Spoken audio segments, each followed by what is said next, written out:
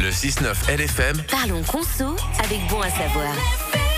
On l'a appris il y a une dizaine de jours, le taux hypothécaire de référence a diminué d'un quart de point. Il est passé de 1,75 à 1,5%. Si vous êtes locataire, bonne nouvelle, ça peut se traduire par une légère baisse de votre loyer. Mode d'emploi avec vous, Timko Chatagna. Bonjour. Bonjour.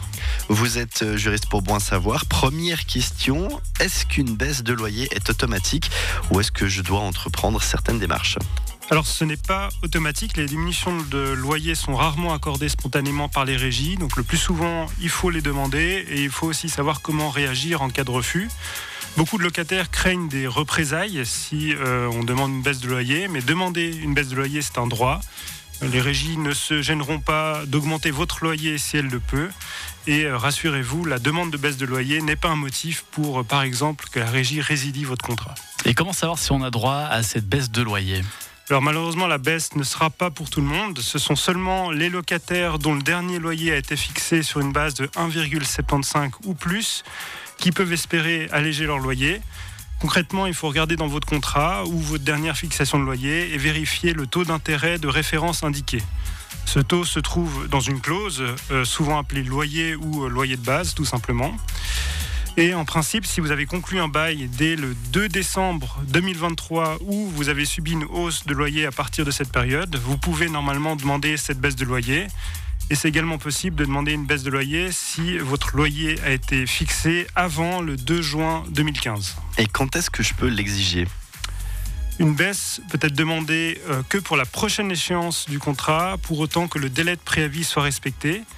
L'échéance et le préavis sont indiqués dans votre contrat. Par exemple, prenons un bail qui se renouvelle d'année en année le 31 mars, sauf avis de résiliation donné 4 mois à l'avance. On a donc une échéance au 31 mars de chaque année et un délai de préavis de 4 mois.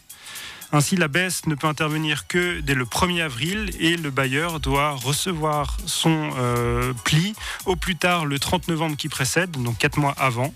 Et attention, c'est la date de réception de la demande qui fait foi. Est-ce qu'il y a une forme à respecter, Timko ? Oui, les demandes par courriel, fax ou SMS ne sont normalement pas valables. Il faut en fait envoyer un courrier, idéalement même recommandé pour des raisons de preuve justement de réception, vu que c'est la date de réception qui fait foi. Et ce courrier doit être signé par chaque locataire qui figure sur le bail.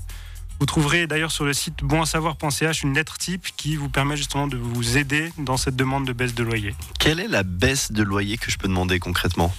Alors vous devez effectivement indiquer le montant, on ne peut pas simplement demander une baisse de loyer. Pour cela, il existe plusieurs calculateurs sur Internet qui vous donneront en fait une estimation de la baisse de loyer que vous pouvez demander.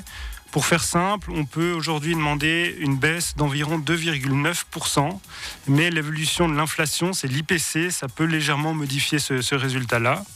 Et puis les régies, elles ont tendance souvent à déduire de la baisse des forfaits de charges d'exploitation.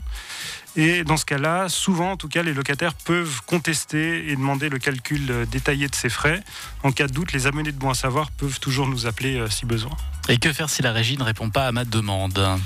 Alors dans ce cas-là, le bailleur a effectivement 30 jours pour répondre. Et s'il ne le fait pas, à ce moment-là, le locataire doit absolument saisir la commission de conciliation en matière de bail à loyer dans les 60 jours après la demande. Et si la régie répond mais refuse en fait à tort ou accepte une baisse mais insuffisante, à ce moment-là, il faut saisir cette même commission dans les 30 jours. C'est vraiment des délais qui sont très importants et une lettre de protestation à la gérance ne suffit pas pour interrompre ces délais.